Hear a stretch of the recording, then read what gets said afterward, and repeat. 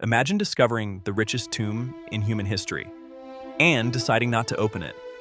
For more than 2,200 years, the greatest treasure China has ever known has remained sealed beneath a giant earthen mound outside Xi'an.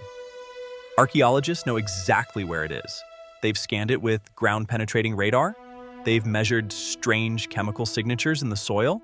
They've even confirmed the presence of something that should not be there in such quantities. Yet, they refuse to break the seal. Why?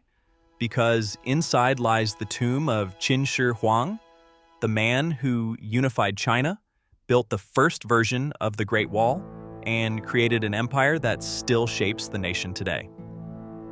According to ancient records, his underground palace contains rivers of flowing mercury, a ceiling painted like the night sky, and mechanical crossbows ready to fire at any intruder. Modern science has already detected unusually high levels of mercury around the mound, exactly where the ancient historian Sima Qian said they would be. Guarding the tomb are thousands of life-size terracotta warriors, each face unique, each soldier frozen in eternal vigilance. So, the question remains, what could possibly be inside that's worth leaving untouched for more than 2 millennia?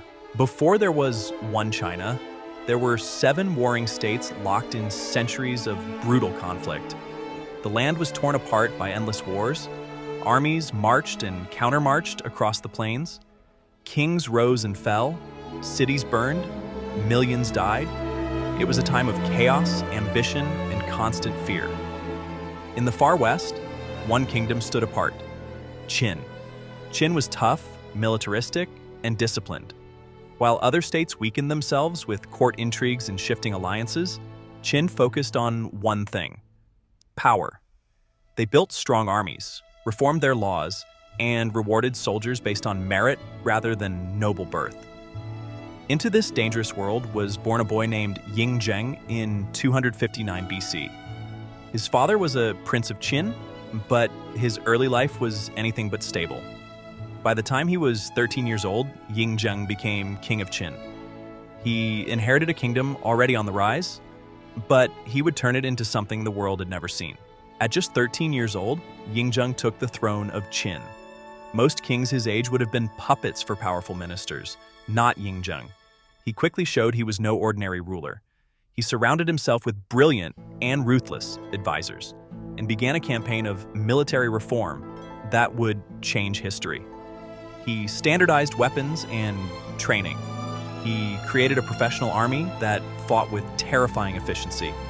And then one by one, he turned that army against his rivals. Over the next 25 years, Yingzheng conquered every single one of the other 6 warring states.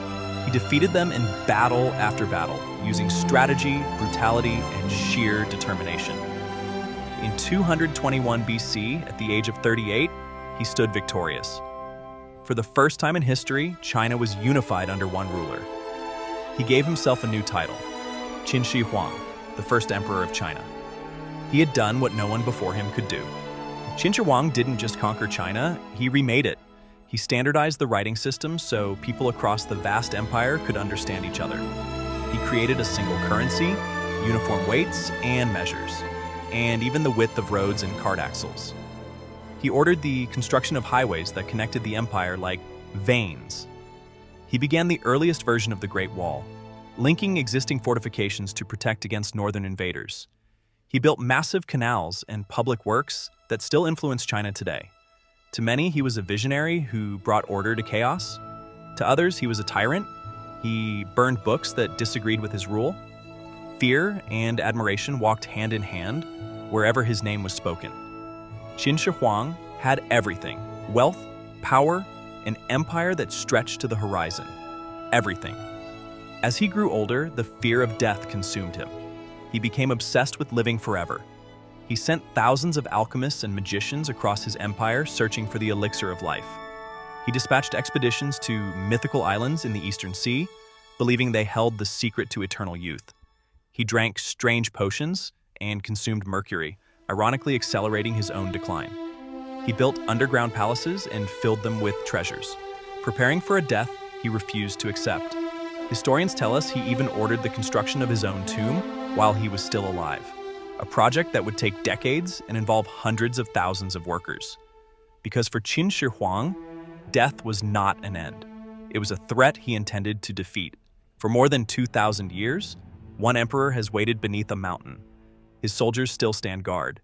His treasure remains untouched.